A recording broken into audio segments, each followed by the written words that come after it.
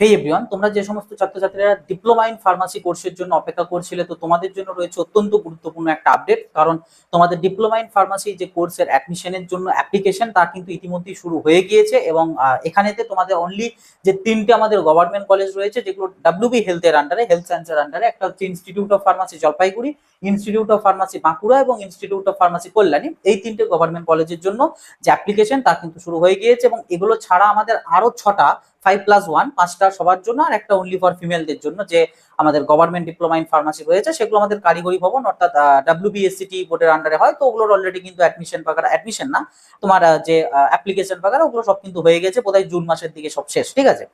But এখন তোমাদের health সায়েন্সের যে তিনটে, এই তিনটের জন্য অ্যাপ্লিকেশন শুরু হয়েছে।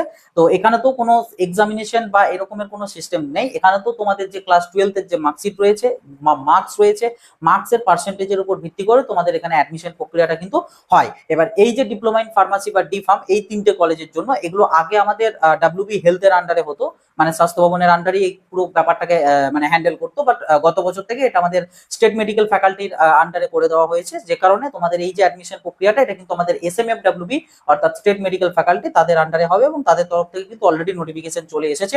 তোমরা নোটিফিকেশন বা নোটিশ যেটা রয়েছে, ইনফরমেশন ব্রাউচার যাই বলো না কেন, সেটা তোমরা smfwb.in ওয়েবসাইট থেকে তোমরা পেয়ে যাবে, স্টেট মেডিকেল ফ্যাকাল্টি। ওকে, তো এখানেতে মেইনলি কি কি জিনিস বলা রয়েছে, বা কবে থেকে কি, কবে অ্যাপ্লাই করতে হবে, কিভাবে অ্যাপ্লাই করতে হবে, বা আদার্স ডকুমেন্টস কি লাগবে, কবে থেকে কি কাউন্সেলিং, বা আরো যে সমস্ত সারাউন্ডিং কোশ্চেন, সমস্ত কিছুর উত্তর দেবো আজকের এই ভিডিওতে। কাজে শেষ অবধি দেখবে। চ্যানেলটা নতুন হয়ে থাকলে সাবস্ক্রাইব করে নোটিফিকেশনে ক্লিক করে অল সেট করে রাখবে। ভিডিওটা সবার সাথে শেয়ার করে দেবে, যাতে সবার কাছে ইনফরমেশন গুলো পৌঁছাতে পারে। ভিডিওটা ভালো লাগলে একটা লাইক করে দেবে। ওকে, দেখো, ফার্স্ট অফ অল যেটা জিনিস তোমাদের আমি আগেই বলে দিলাম, এই যে অ্যাডমিশন প্রক্রিয়া, এটার মধ্যে মাত্র তিনটে কলেজেরই তোমরা অপশন পাবে, জলপাইগুড়ি, বাঁকুড়া এবং কল্যাণী। এই তিনটে আমাদের গভর্নমেন্ট যে কলেজ রয়েছে, এই তিনটে গভর্নমেন্ট কলেজেরই তোমরা কিন্তু সুযোগ পাবে। এবং এটা কিন্তু আমাদের এসএমএফডব্লিউবি থ্রুতে হবে। এবার সিট সংখ্যার প্রসঙ্গে যদি আসি, সেটা হচ্ছে তোমাদের প্রথমত হচ্ছে জলপাইগুড়ি যে কলেজটা রয়েছে, জলপাইগুড়িতে টোটাল 56 হচ্ছে ইনটেক ক্যাপাসিটি। তার মধ্যে 35টা ইউআরদের, 11টা এসসি, 3টে এসটি, 4টে ওবিসি এবং হ্যান্ডিক্যাপদের জন্য, মানে যেটা পিডব্লিউডি, তো তাদের জন্য হচ্ছে 3টে মোট, ঠিক আছে। আর সাথে ইডব্লিউএস দের জন্য 6টা, টিএফডব্লিউ দের জন্য 3টে। আর তার পাশাপাশি রয়েছে জিটিএ যে কোটা একটা থাকে ওখানে দার্জিলিং সাইডে, তো জিটিএ কোটাটার এবছর এখনো পর্যন্ত সিট জানায়নি, তবে ওটা ওই 3-4টে কি 5টার মতন কিন্তু থাকে, ঠিক আছে। তারপর বাঁকুড়া, কল্যাণী, সেগুলো সব কিন্তু এই নোটিফিকেশনের মধ্যে পেয়ে যাবে। ওই জেনারেলদের সব মিলিয়ে প্রায় 35-39টা করে মতোই রয়েছে। ওকে, তো এটা গেল হচ্ছে তোমাদের সিট ভ্যাকেন্সি সংক্রান্ত। এবার যদি আসি তোমাদের ফর্ম ফিল আপের জন্য, দেখো ফর্ম ফিল আপ যেটা, সেটা কিন্তু অলরেডি তোমাদের 13th আগস্ট থেকে কিন্তু শুরু হয়ে গিয়েছে, যা কিন্তু চলবে তোমাদের আগামী 20 আগস্ট অব্দি। মানে তোমাদের হাতে কিন্তু এখনো প্রায় 5-6 দিনের মতন টাইম কিন্তু রয়েছে। কিভাবে কি অ্যাপ্লাই করতে হবে, কোথা থেকে কি করবে, সমস্ত টাইমই বলে দেবো। তবে 20 আগস্ট 5 PM অব্দি তোমাদের টাইম কিন্তু বলে দেওয়া হয়েছে। ওকে, সো এটা হচ্ছে তোমাদের লাস্ট ডেট অ্যাপ্লাইয়ের জন্য, ঠিক আছে। এবার এখানে তোমাদের এর পাশাপাশি আরেকটা জিনিস এখানে মেনশন করে দিয়েছে, যে তোমাদের যে কোর্স, সেই কোর্স কিন্তু স্টার্ট হবে 1 সেপ্টেম্বর থেকে। তো এটার মানে হচ্ছে 20 তারিখে তোমাদের ফর্ম ফিল আপ শেষ হচ্ছে, এই 10টা দিনের মধ্যে কিন্তু তোমাদের কাউন্সেলিং প্রক্রিয়াটা কমপ্লিট হয়ে যাবে। তবে এখানে জানিয়ে রাখি, তোমাদের এই যে কাউন্সেলিংটা, এই কাউন্সেলিংটা কিন্তু অফলাইনে হয়, ঠিক আছে। পুরোপুরি কিন্তু অফলাইনে কাউন্সেলিং হয়। এবং অফলাইন কাউন্সেলিং মানে একটা লোকেশন দেওয়া হয় আমাদের হেলথে, তো ওখানে তোমাদেরকে যেতে হয়, ওখানে ফিজিক্যালি যারা প্রেজেন্ট থাকে, তো তাদের মধ্যে থেকে একটা কাউন্সেলিং হয়। তবে হ্যাঁ, তার আগে, মানে এই কাউন্সেলিংটার আগে একটা কিন্তু মেরিট লিস্ট তোমাদের প্রকাশ করা হবে, যে মেরিট লিস্টে তোমরা একটা পার্টিকুলার র্যাঙ্ক পাবে। এবার এই মেরিট লিস্টটা কিভাবে প্রিপেয়ার করা হয়, এখানেতে মেরিট লিস্টটা প্রিপেয়ার করা হয় তোমাদের 12th এর, তো ধরো পিসিবি অথবা পিসিএম, দুটোর মধ্যে যা হোক একটা কম্বিনেশন ছিল তোমাদের সবার, মানে তোমাদের সবার। তো এই দুটো কম্বিনেশনের মধ্যে যে ধরো কারোর পিসিএমবি 4টেই ছিল, তো তার ক্ষেত্রে যে কম্বিনেশনে যে অ্যাগ্রিগেট যে মার্কসটা বা পার্সেন্টেজটা সেটা বেশি হচ্ছে, সেইটাকে এরা অ্যাকসেপ্ট করবে বা নেবে। আর যাদের একটাই ছিল, তো তাদের ক্ষেত্রে তো সেই মানে ওটার যে পার্সেন্টেজ সেটাই নেওয়া হবে। তো সেই পার্সেন্টেজের উপর ভিত্তি করে একটা তোমাদের র্যাঙ্ক দেওয়া হবে, ঠিক আছে। মানে ধরো যারা অ্যাপ্লাই করছে, তাদের মধ্যে থেকে যাদের এই পিসিএম অথবা পিসিবির কম্বিনেশনে সব থেকে হাইয়েস্ট যার পার্সেন্টেজ রয়েছে, 99 হতে পারে, 98 হতে পারে, সে পাবে হচ্ছে র্যাঙ্ক নাম্বার 1। তো এরকম করে একটা কিন্তু মেরিট লিস্ট প্রকাশ হবে, যেখানে তোমরা একটা ভ্যালিড র্যাঙ্ক পাবে। এবছর যেটা এখানে লিখেও দিয়েছে, যে তোমরা এটার এগেনস্ট একটা র্যাঙ্ক কার্ডের মতন ডাউনলোডও করতে পারবে, যখন দেবে আর কি, পাবলিশ হবে, তো তখন ওগুলো তো পেয়েই যাবে। তো সেই র্যাঙ্কের ভিত্তিতে তোমাদের একটা রেঞ্জ দিয়ে দেওয়া হয়, যে 1 থেকে 200-র মধ্যে যাদের র্যাঙ্ক, তারা একটা তো পার্টিকুলার একটাই ডেট দেবে, 2-3টে ডেট হয় না, একটাই ডেট দেয়। এবং সেই ডেটের টাইম গুলো ভাগ করা থাকে, যে 10টা থেকে 11টার মধ্যে 1 থেকে 200-র মধ্যে যাদের র্যাঙ্ক, তারাই আসবে ভেরিফিকেশন হবে এবং তোমাদের কাউন্সেলিং হবে। তারপরে 1 ঘন্টার জন্য 200 থেকে 400 এরকম করে করে স্লট ভাগ করা থাকে, ওগুলো পরবর্তীতে ইনফরমেশন পেয়ে যাবে, SMFWB এর ওয়েবসাইট নজর রাখবে, ওখান থেকেও খবর পেয়ে যাবে, বা চেষ্টা করবো আমি তোমাদের ইনফরমেশন গুলো দিয়ে দেওয়ার। ওকে, সো এইভাবে কিন্তু হয়। এবার এখানেতে এই কম্বিনেশনের মার্কসের ভিত্তিতে কিন্তু তোমাদের যে মানে মেরিট লিস্ট এটা তৈরি হয় এবং সেটার অ্যাকর্ডিং তোমাদের অ্যাডমিশন প্রক্রিয়াটা কিন্তু হয়। ঠিক আছে, যাদের যত বেটার ততটা হয়। এবার এখানে যদি কেউ জিজ্ঞাসা করো যে এগুলোর কিরকম তাহলে কাট অফ যায় বা সেভ মার্কস, দেখো এগুলো সেরকম বলার মতন কিছু নেই, কারণ পুরোটাই যেহেতু অফলাইনে হয়, কোনো এগুলো ডাটা সেরকম রিজার্ভ থাকে না, যে কারণে আমি তোমাদেরকে যে বলবো যে এটার এত দূর অব্দি যায় অত দূর অব্দি যায়, না, বলা পসিবল নয়। তবে জেনারেলদের ক্ষেত্রে অন অ্যান অ্যাভারেজ প্রায় যাদের যে কোনো একটা কম্বিনেশনের 85% প্লাস থাকছে, তারা মোটামুটি একটা সেফ পজিশন ধরলেও ধরতে পারো। আর আদার্স গুলোর ক্ষেত্রে বলাটা একটু কিন্তু চাপের। ঠিক আছে, এনিওয়ে, তো এটা চলে গেল। এবার এখানে আছে তোমাদের এলিজিবিলিটি ক্রাইটেরিয়া। তোমরা এটা পড়লেও এমনিও বুঝতে পারবে এলিজিবিলিটি ক্রাইটেরিয়ায় কি বলা আছে। এখানে বলা আছে যে তোমাদেরকে জাস্ট 10+2 পাস করতে হবে উইথ ফিজিক্স কেমিস্ট্রি বায়োলজি অথবা ফিজিক্স কেমিস্ট্রি ম্যাথামেটিক্স, দুটোর যে কোনো একটা কম্বিনেশনে তোমাকে পাস করতে হবে, তাহলেই কিন্তু তোমার হবে। এবং বোথ থিওরি এবং প্র্যাকটিক্যাল দুটো সাবজেক্টই পাস করতে হবে, এমনটা নয় যে কোনো একটা করলে হয়ে গেল, তা নয়। তার পাশাপাশি এজ ক্রাইটেরিয়া একটা বলেছে, ওটা অতটা তোমাদের না দেখলেও চলবে। আর এইচএস পাস আউট কবেকার অব্দি অ্যালাউড সেরকম কোনো কিছু এখানে মেনশন কিছু নেই।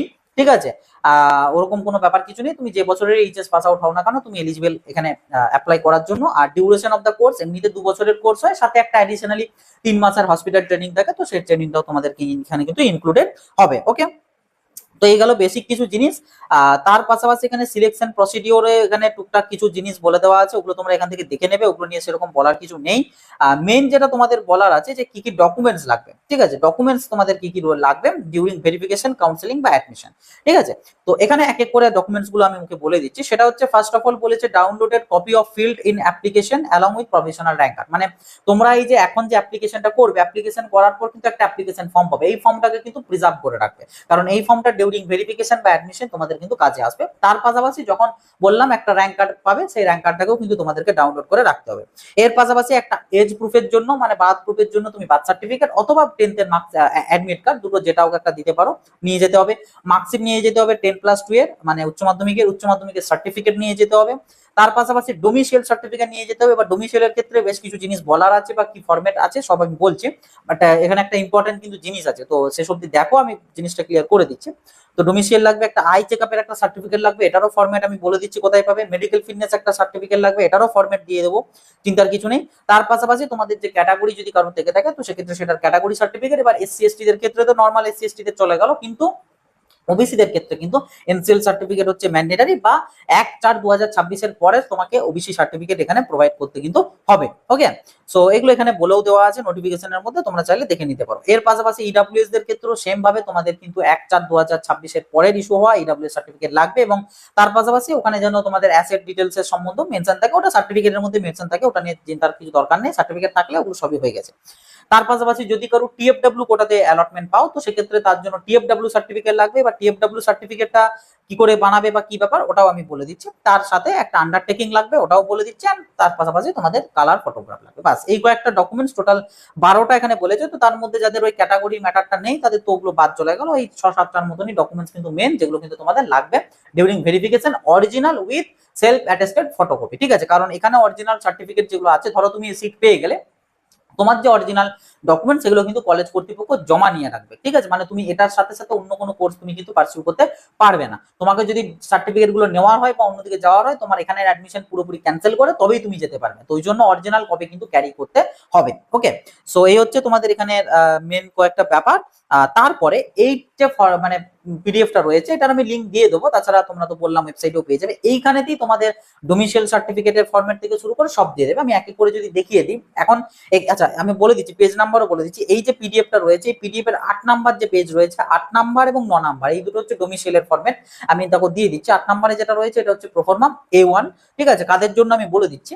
নেক্সট আছে এখন যেটা, এটা হচ্ছে প্রোফর্মা A2। ঠিক আছে, এটাও ডোমিসাইলের সার্টিফিকেটের ফরম্যাট। নেক্সট এখন যেটা দেখতে পাচ্ছ, এটা হচ্ছে প্রোফর্মা বি, এটাও ডোমিসাইলের ফরম্যাট। কাদের জন্য কোনটা অ্যাপ্লিকেবল আমি বলে দিচ্ছি, সব ক্লিয়ার করে দিচ্ছি, চিন্তা নেই। ঠিক আছে, নেক্সট এটা হচ্ছে প্রোফর্মা সি, এটা হচ্ছে মেডিকেল ফিটনেস সার্টিফিকেটের ফরম্যাট। এটা কিভাবে বানাবে বলে দিচ্ছি, বাট সার্টিফিকেটটাকে একবার দেখিয়ে নিচ্ছি। এটা হচ্ছে মেডিকেল ফিটনেসের। তারপর এটা প্রোফর্মা ডি, এটা হচ্ছে তোমাদের যে আয়ের যে ব্যাপারটা বললাম না, আই চেক মানে চেকআপের যে সার্টিফিকেট, সেই আই চেকআপের সার্টিফিকেট হচ্ছে এটা। ওকে, অ্যান্ড দেন এখন যেটা দেখতে পাচ্ছ এটা হচ্ছে অ্যানেক্সারের এটা হচ্ছে টিএফডব্লিউ কোটার জন্য, টিএফডব্লিউ যারা পাবে ধরো বা এলিজিবল, তো তাদের জন্য হচ্ছে এই সার্টিফিকেটটা বানাতে হবে। আর লাস্টে তোমাদের যেগুলো আছে সেগুলো হচ্ছে ওই ইডব্লিউএস এর জন্য আছে, ওগুলো অতটা হয়তো এই ফরম্যাটটা না হলেও চলবে, তোমরা চাইলে তোমাদের যে সার্টিফিকেট পাবে ওটা হলেও তোমাদের চলবে, কোনো অসুবিধা নেই। ডিসএবিলিটিদের জন্য একটা সার্টিফিকেট রয়েছে সেটা করাবে, আর লাস্ট পেজে আছে হচ্ছে একটা সেলফ আন্ডারটেকিং, ওখানে জাস্ট নিজেকে সই করতে হবে আর ডেট প্লেস দিতে হবে, ওটা তেমন কিছু ম্যাটার না, ঠিক আছে। বাট এখানে এবারে কোনটা কাকে দিয়ে ফিল আপ করাবে বা কোনটা কার জন্য অ্যাপ্লিকেবল সেই প্রসঙ্গটা দেখো। প্রথম যেটা জিনিস তোমাদের ডোমিসিয়েলের জন্য তোমাদের কাছে কিন্তু তিনটে ফরম্যাট পেলে, ঠিক আছে, তিনটে ফরম্যাট পেলে, একটা হচ্ছে A1, একটা হচ্ছে A2 আর একটা হচ্ছে বি। কোনটা কাদের জন্য? প্রোফর্মা A1, প্রোফর্মা A1 হচ্ছে ড্রপার যারা, মানে তোমার 2026 এর এইচএস পাস আউট নাও, তার আগের এইচএস পাস আউট, তাদের জন্য এই সার্টিফিকেটটা ম্যান্ডেটরি। ওকে, এর পাশাপাশি যারা 2026 এর এইচএস পাস আউট তারাও চাইলে এই সার্টিফিকেট তোমরা দিতে পারো, মানে এটা সকলের জন্যই অ্যাপ্লিকেবল, তবে ড্রপারদের জন্য মাস্ট। ওকে, A2 টা কার জন্য? A2 টা হচ্ছে যারা 2026 এ এইচএস পাস আউট তাদের। ওকে, তার মানে কি দাঁড়ালো, 2026 এ যাদের এইচএস পাস আউট তারা চাইলে A2 ও করতে পারো, চাইলে A1 ও করতে পারো, কিন্তু যারা ড্রপার তাদের A1 টাই কিন্তু করাতে হবে, এটা কিন্তু নোটিফিকেশনে মেনশন করে দেওয়া আছে। ওকে, তাহলে বি টা কাদের জন্য? বিটা হচ্ছে সেই সমস্ত স্টুডেন্টদের জন্য যাদের পার্মানেন্ট অ্যাড্রেস হচ্ছে ইন ওয়েস্ট বেঙ্গল, ঠিক আছে, মানে তোমার প্যারেন্টস এর বা তোমার আধার কার্ড বলো, ভোটার কার্ড বলো, আদার যে ডকুমেন্টস রয়েছে সব জায়গাতে তোমার লোকেশন হচ্ছে বা অ্যাড্রেস হচ্ছে তোমার ওয়েস্ট বেঙ্গল, কিন্তু তোমার যে এইচএস বা মাধ্যমিক তুমি হয়তো অন্য স্টেট থেকে করেছো বা থাকো তোমরা অন্য স্টেটে, তো সেই সব স্টুডেন্টদের জন্য হচ্ছে প্রোফর্মা বি। মানে এক্ষেত্রে তোমরা তোমাদের পার্মানেন্ট অ্যাড্রেস হচ্ছে ওয়েস্ট বেঙ্গল এবং সেটার এগেনস্টে কিন্তু কোনো ডকুমেন্টস তোমাদের লাগবে, এমনটা নয় যে ডকুমেন্টসও তোমাদের বাইরের স্টেটের কিন্তু তোমার এখানকার পাশে না, তাহলে কিন্তু হবে না। তোমার ক্যান্ডিডেটের প্যারেন্টস এর মধ্যেও যার হোক একজনের হলেও যেন কিন্তু যে অ্যাড্রেস সেটা কিন্তু যেন ওয়েস্ট বেঙ্গলে থাকে। ওকে, তো সেই সব স্টুডেন্টদের জন্য হচ্ছে বি, তোমাদের A1 ও চলবে না, A2 ও চলবে না, ঠিক আছে, তাতে তুমি 2026 এরই হও বা যেটারই হও, তুমি আউটসাইডার বলে তোমাকে কিন্তু বিটা করাতে হবে। ওকে, তো এই হচ্ছে ব্যাপার। এবার কোনটা কাকে দিয়ে সই করাবে? এই যে A1 যে সার্টিফিকেটটা রয়েছে আর বি, এই দুটো সার্টিফাইং অথরিটি হচ্ছে সেম, ঠিক আছে। কারা কারা আমি স্ক্রিনের মধ্যে দিয়ে দিচ্ছি, এখানে যাদেরকে দেখতে পাচ্ছ এদের মধ্যে থেকে যাকে খুশি দিয়ে তুমি করাতে পারো, BDO, SDO, DM, ADM, SP, additional SP, district কোর্টের ম্যাজিস্ট্রেট থেকে শুরু করে যাকে খুশি তুমি করাতে পারো, এখানে যা যা অথরিটি রয়েছে যেটা খুশি তোমার কিন্তু সব চলবে A1 অথবা বি এর ক্ষেত্রে। আর A2 টা যেটা, A2 টা হচ্ছে তুমি যে স্কুল থেকে এইচএস পাস করেছো 2026 সেই স্কুলে যাবে, ওখানকার যিনি হেডমাস্টার বা হেডমিস্ট্রেস বা প্রিন্সিপাল যিনি রয়েছেন ওনাকে দিয়ে এটা সই করা হবে, ঠিক আছে, উনি সই করে দিলে এটা কিন্তু তোমার হয়ে যাবে। ওকে, তবে এক্ষেত্রে একটা জিনিস বলে রাখি, তুমি যখন A1 হোক বা A2 হোক বা বি হোক, বি এর ক্ষেত্রে তো দুটো ফটো লাগবে, একটা ক্যান্ডিডেটের একটা গার্জেনের, বাট এগুলোর ক্ষেত্রে তোমার একটা করে ফটো লাগবে। তবে এখানে যে অথরিটিকে দিয়ে সই করাচ্ছ, মানে A2 এর ক্ষেত্রে স্কুলের যে হেড থাকে, বা A1 গুলো বা বি এর জন্য যে আদার্স অথরিটিকে, তো যাকে দিয়ে করাচ্ছ উনি যেন, একটা তো নিচের দিকে জায়গা আছে মানে সিগনেচার অফ সার্টিফাইং অথরিটি, ওখানে তো সই করবে, তার পাশাপাশি তুমি যে ফটোটা চিটিয়েছো ফটোটার উপরেও যেন একটা সই তিনি করেন, এবং শুধু সই করলেই হবে না, সাথে স্ট্যাম্পটাও যেন থাকে। যদি এটা না থাকে তাহলে কিন্তু তোমার সার্টিফিকেটটা বানানো যা, না বানানো তা, কোনো ভ্যালুয়েশন ওটা কিন্তু নেই। তো দুটো জায়গা, মানে একটা সার্টিফিকেটটার মধ্যে যেন দুটো সই দুটো স্ট্যাম্প যেন থাকে, কেয়ারফুলি এটা চেক করে নেবে। ওকে, তার পাশাপাশি তোমাদের এখানেতে একদম স্পষ্ট মেনশন করে দিয়েছে, যেটা অন্যান্য ক্ষেত্রে মেনশন থাকে না। তোমাদের এই যে প্রোফর্মা গুলো রয়েছে না, প্রোফর্মাতে কিন্তু এখানে যে অথরিটি যাকে দিয়ে সই করাতে যাচ্ছে ওদের ওখানে অপশন আছে সিগনেচার অফ সার্টিফাইং অথরিটি, এখানে উনি সই করবে। ডেজিগনেশন উইথ অফিসিয়াল সিল, উনি কোন ডেজিগনেশন রয়েছে, বিডিও হলে লিখবেন বিডিও বা ব্লক ডেভেলপমেন্ট অফিসার, এসডিও হলে লিখবেন যে সাব ডিভিশনাল অফিসার, ওগুলো তোমাদের ফিল আপের না, ওগুলো অথরিটি ফিল আপ করবে, ঠিক আছে। তো ওটা লিখবে, সাথে স্ট্যাম্প দেবে। তারপর আছে full name of certifying authority, যে সই করলো ওনার নাম কি, ওনার নাম লিখবে, ওগুলো ওরা ফিল আপ করবে। এই অবধি ম্যান্ডেটারি ছিল, বাট তারপরে যে কয়েকটা অপশন আছে like official address, official phone number বা মোবাইল নাম্বার, এগুলো অতটাও ম্যান্ডেটারি ছিল না, কিন্তু এইবারের এই নোটিফিকেশনের মধ্যে কিন্তু এরা মেনশন করে দিয়েছে যে সার্টিফিকেটের মধ্যে যেন অফিসের অ্যাড্রেস এবং অফিসের ফোন নাম্বার, ল্যান্ডলাইন নাম্বার বা মোবাইল নাম্বারের মধ্যে কোনো একটা যেন থাকে, ঠিক আছে, মানে থাকতে হবে। সো অবশ্যই তোমরা যারা মানে ন্যাচারালি তোমরা যারা সই করাতে যাও তাদের কিন্তু এইগুলো অতটা লেখে না, সই স্ট্যাম্পটাই শুধু দিয়ে দেয়। তো তোমাদের দায়িত্ব, তোমরা কিন্তু এক্সট্রা করে বলবে যে স্যার আমাদের নোটিফিকেশনটা চাইলে দেখাবে, যে এখানে স্যার আমাদের যে বলে দেওয়া আছে যে আমাদের এগুলো দিতে হবে, তো স্যার প্লিজ এগুলো একটু লিখে দিন, ঠিক আছে, কারণ প্রত্যেকটা অফিসের একটা অফিসিয়াল ল্যান্ডলাইন বা কোনো নাম্বার থাকে, ওটা লিখে দেবে। আর অফিসিয়াল অ্যাড্রেসটা তো কিছু বলার নেই, যেখানে লোকেটেড অফিসটা সেটারই অ্যাড্রেস হবে। তো এগুলোর জন্য একটু লিখে দেয় ওনারা, ঠিক আছে, এটা একটু রিকোয়েস্ট করে লিখিয়ে আনবে, তা না হলে কিন্তু ডিউরিং ভেরিফিকেশন তোমার সার্টিফিকেট রিজেক্ট হয়ে যেতে পারে, এবং উইদাউট ডোমিসাইল তুমি কিন্তু কোনো রকম সিট পেলেও তুমি অ্যাডমিশন হতে পারবে না। ওকে, সো এটা হচ্ছে খুব কেয়ারফুলি একটু কিন্তু চেক করে নেবে তোমরা। আর তার পাশাপাশি অনেক সময় বিডিও বা এসডিও যারা সই করে তারা কিন্তু কোনো ডেট দেয় না, তো ডেটটাও কিন্তু ঠিকঠাক করে চেক করে নেবে। ডেট যদি না দেয় সেক্ষেত্রে ডেটটা দিয়েই নেবে, ঠিক আছে? কারণ না ডেট দিলে কিন্তু ওটার কোনো ভ্যালু আছে, কারণ ওটা তো হতে পারে অনেক আগেকার, তুমি এখন দিচ্ছ, তো ওই জন্য ডেটটাও কিন্তু জরুরি। তো এই কয়েকটা জিনিস একটু মাথায় রাখবে তিনটে সার্টিফিকেটের জন্য, যে ডেট আর বাকি যেগুলো বললাম এগুলো সব যেন মেনশন অবশ্যই থাকে। ওকে, ঠিক আছে। এবার আসছে হচ্ছে তোমাদের ডোমিসাইল চলে গেল, এবার মেডিকেল ফিটনেস। মেডিকেল ফিটনেসে কিচ্ছু না, নিজে জাস্ট নিজের নাম হবে, তোমার বাবার নাম হবে, আর তার পাশাপাশি যদি কোনো রকম কোনো ডিফেক্ট থাকে সেটা লেখা হবে। মেনলি এটা একটা মেডিকেল প্র্যাকটিশনার যারা রয়েছে যে কোনো জায়গা, তোমার পাড়ার যারা যে হয়তো চেম্বারে আছেন, বা কোনো গভর্নমেন্টেও যেতে পারো হসপিটালে, বা কোনো প্রাইভেটের জায়গাতেও করাতে পারো, মানে যিনি একজন রেজিস্টার্ড মেডিকেল প্র্যাকটিশনার, রেজিস্টার্ড একজন ডক্টর, সেটা এমবিবিএস এর ডক্টর হতে পারে, সেটা হোমিওপ্যাথি হতে পারে, যে কোনো হোক না কেন, কোনো অসুবিধা নেই। ওনার যদি প্রপার রেজিস্ট্রেশন নাম্বার বাগেরা থেকে থাকে তো উনি মেডিকেল ফিটনেস ইস্যু করার জন্য এলিজিবল, এবং ওনাকে দিয়ে তোমাকে মেডিকেল ফিটনেস সার্টিফিকেটটাতে সই করাতে হবে, ওনার নাম লিখতে হবে, এবং ওনার যে রেজিস্টার যে নম্বর, রেজিস্ট্রেশন নাম্বার, সেই রেজিস্ট্রেশন নাম্বার লিখবে, এবং উনি ওনার সিল দেবে, মানে স্ট্যাম্প দেবে। স্ট্যাম্প না থাকলে কিন্তু হবে না। তো এমন পার্সনের কাছে যাবে না, এমন মেডিকেল প্র্যাকটিশনারের কাছে যাবে না যার হয়তো কোনো স্ট্যাম্প নেই, হবে না কিন্তু সেটা। তো যার স্ট্যাম্প আছে এবং তিনি একজন রেজিস্টার্ড ডক্টর, ওনাদের কাছেই যাবে, গেলে উনি ওটা দিয়ে দেবে, কোনো অসুবিধা হবে না।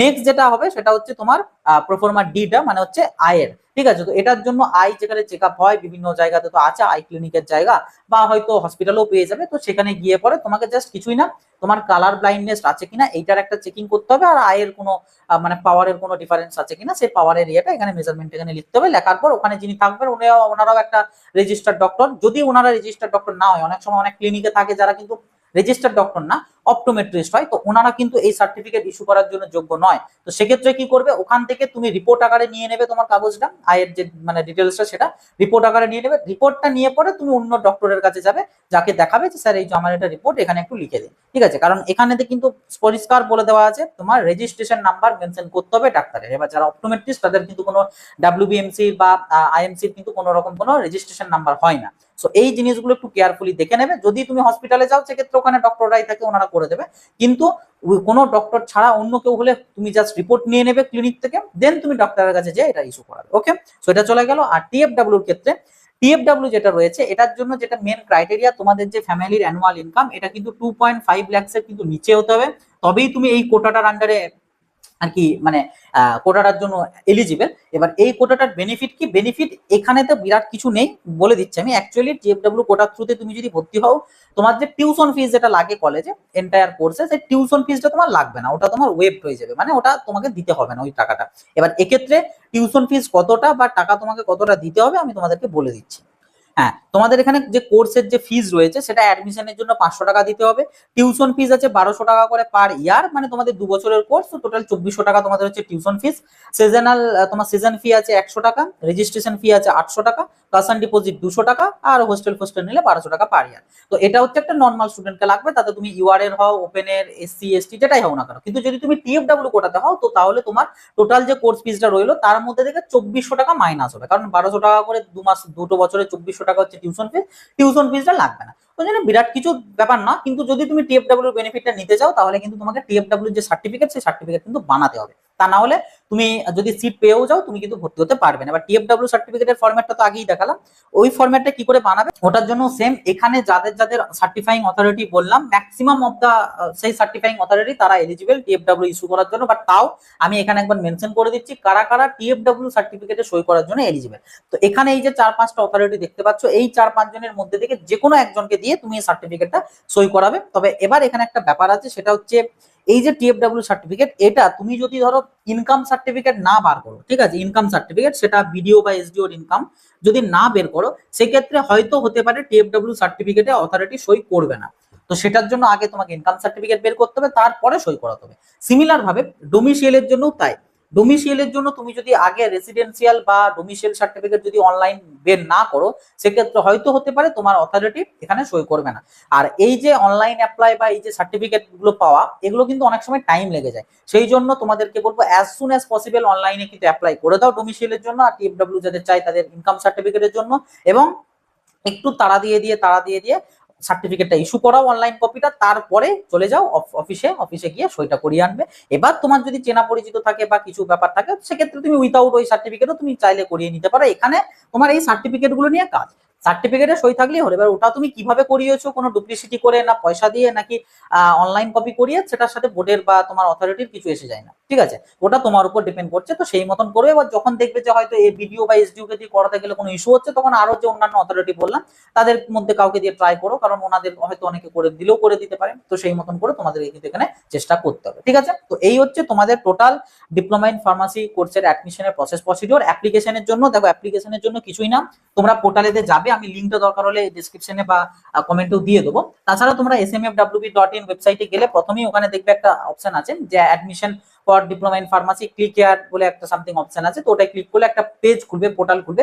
সেখানেতে ফার্স্টে তোমার তোমার নাম দাম দিয়ে সমস্ত কিছু দিয়ে তোমাকে রেজিস্ট্রেশন করতে হবে। রেজিস্ট্রেশন করলে একটা ডি দিয়ে একটা ডিজিটওয়ালা একটা রেজিস্ট্রেশন নাম্বার পাবে, ঠিক আছে? তো তারপরে ওখানে দেখবে একটা পে ফি এর অপশন আছে, কারণ তোমাদের এই যে অ্যাপ্লিকেশনের জন্য কিন্তু তোমাদের 600 টাকা পেমেন্ট করতে হবে, ঠিক আছে? তো এই 600 টাকা পেমেন্টের জন্য পে সেকশনে যাবে, ওখানে গিয়ে তোমার নাম দাম দিতে হবে, সাথে অ্যাপ্লিকেশন নাম্বার দিতে হবে। সেই অ্যাপ্লিকেশন নাম্বারে এই যে যেটা পেলে রেজিস্ট্রেশন নাম্বার, এই নাম্বারটা বসাবে, বসালেই পে এর অপশন আসবে, দিয়ে ওখান থেকে 600 টাকা পে করবে। 600 টাকা পে করে দেওয়ার পর তোমার কাছে অ্যাপ্লিকেশন ফর্মটা খুলবে, ওখানে আদার যা যা ডিটেলস চাইবে সবগুলো ফিল আপ করবে। দেখবে তোমাদের ফিজিক্স, কেমিস্ট্রি, ম্যাথ বা বায়োলজির মার্কস চাইবে, যার যেটা আছে সেই অ্যাকর্ডিং দেবে। কারো যদি পিসিএমবি দুটোই থেকে থাকে, মানে চারটেই থেকে থাকে, তো সেক্ষেত্রে সে চারটে সাবজেক্টেরই ডিটেলস দেবে, যাতে যেটা বেটার সেটা ওরা যাতে নিয়ে নেয়। তো এরকম করে তোমাদের ওখানে ফর্মগুলো ফিল আপ করে জাস্ট সাবমিট করে দেবে। সাবমিট করলে একটা ফর্মের পিডিএফ ফরম্যাট পাবে, সেই ফর্মটা কিন্তু অবশ্যই ডাউনলোড করে রাখবে, কারণ তোমাদের ডিউরিং ভেরিফিকেশন বা অ্যাডমিশন ওই ফর্মটা কিন্তু লাগবে। ওকে, সো ওই ফর্মটা অবশ্যই ডাউনলোড করে নেবে, বাস দ্যাটস ইট। এই হচ্ছে তোমাদের টোটাল ডিপ্লোমা ইন ফার্মাসি অ্যাডমিশনের প্রসেস। এবার ফার্দার তোমাদের যে মেরিট লিস্ট বা কাউন্সেলিং নোটিফিকেশন, এগুলোর জন্য তোমাদের smfwp.in ওয়েবসাইটে নজর রাখতে হবে। তাছাড়া আমি তো বললাম, আমি পারলে চেষ্টা করব তোমাদের শেয়ার করে দেওয়ার যখন যে আপডেট গুলো আসবে। ওকে, সো এই হচ্ছে ডি ফার্মের অ্যাডমিশনের যাবতীয় যা প্রসেস প্রক্রিয়া। আশা রাখছি তোমাদের আর এটা নিয়ে সেরকম কোনো ডাউট কোয়ারিজ কিছু নেই। যদি এরপরেও ডাউট কোয়ারিজ থেকে থাকে, কমেন্ট বক্স খোলা আছে, কমেন্ট বক্সে নির্দ্বিধায় লিখে জানাতে পারো। তাছাড়া ভিডিওটা প্রত্যেকের সাথে শেয়ার করে দেবে, যাতে সবার কাছে ইনফরমেশনটা পৌঁছাতে পারে। ভিডিওটা ভালো লাগলে একটা লাইক করে দেবে, চ্যানেলটাই নতুন হয়ে থাকলে সাবস্ক্রাইব করে নোটিফিকেশনে ক্লিক করে অল সেট করে রাখবে। বাস, তো এই ছিল আর কি আজকের ভিডিও। আবার দেখা হবে নতুন একটা ভিডিওতে। সকলে ভালো থাকবে, সুস্থ থাকবে, বাই।